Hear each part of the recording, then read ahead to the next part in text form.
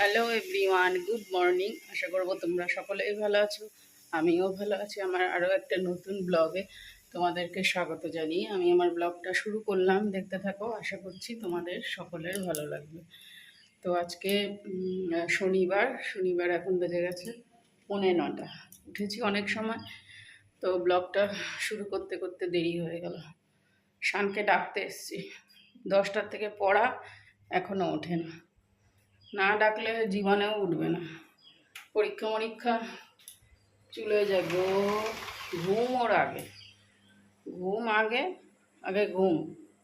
এই ওঠ, 9:45 বাজে, পড়া রয়েছে বলে। হ্যাঁ হ্যাঁ, তাহলে ওঠ, বালিশগুলো রোদে দে। শান এখন সকালে যাবে পড়তে, তো কাকি দিয়ে গেল তড়কা, তো তড়কা রুটি খাচ্ছে, আমিও খাবো।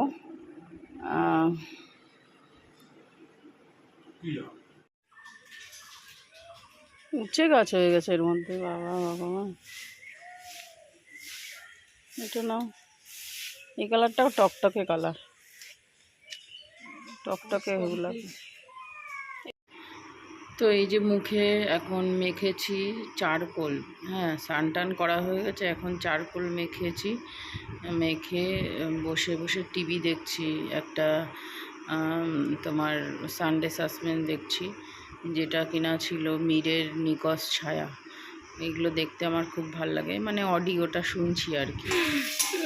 মুড়ি নিয়ে রান্না করছে শান এটাকে পড়ে এসেই রান্না করা শুরু করে দিয়েছে খালি গায়ে।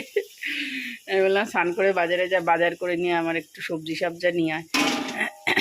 তবে পটল আলু দিয়ে যে কষাচ্ছে, মশলা টশলা দিয়ে পটল আলু দিয়ে কষা পনিরের তরকারি। পনিরটা এখনও ভাজা হয়নি, এমনি কাঁচা পনিরই দেবো। পনিরটা আমি খুব কম ভাজি। তো শান রান্না করছে এখন, টুকটাক রান্না করতে পারে শান, তাই তো পারিস। তো নাও, নে তুই রাখ, এবারে যা হয়ে গেছে ভাজা, পনিরটা দেবো এবারে গরম জল দিয়ে। যা শান। আর শান গেছিলো বাজারে, বাজার থেকে সবজিটা নিয়ে এসছে, অনেক কিছু সবজি নিয়ে এসছে, যেমন উচ্ছে, কুমড়ো, পটল, আলু, ভেন্ডি।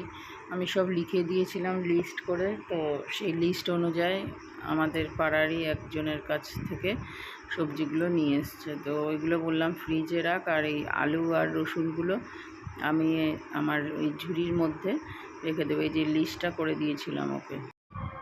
তো কাকির সাথে রাস্তায় দেখা হয়ে গেল, কাকিকে নিয়ে আসলাম বাড়ি। এবারে আমি আর কাকি দুজনে মিলে চা খাবো। এই যে চাও করা হয়ে গেছে, লিকার চা। আর শান চলে এসছে পড়ে। তো চলো, আজকের মতো ব্লগটা এখানেই এন্ড করলাম।